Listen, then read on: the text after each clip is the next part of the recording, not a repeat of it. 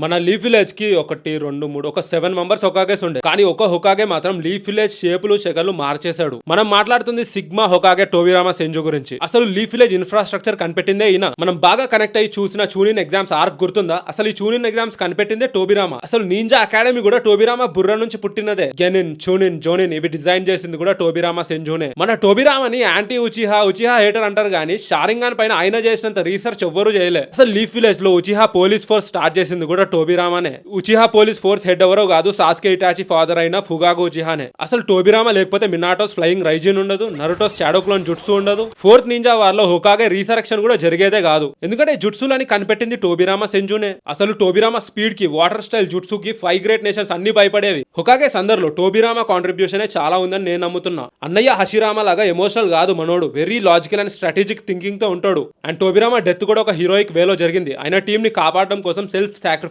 చేసుకున్నాడు. అలా కాపాడబడిన టీమ్ లో డాన్జో హిరుజన్ కూడా ఉన్నాడు. అసలు హిరుజన్ థర్డ్ హొకాగే అయింది కూడా టోబిరామానే సెలెక్ట్ చేస్తే.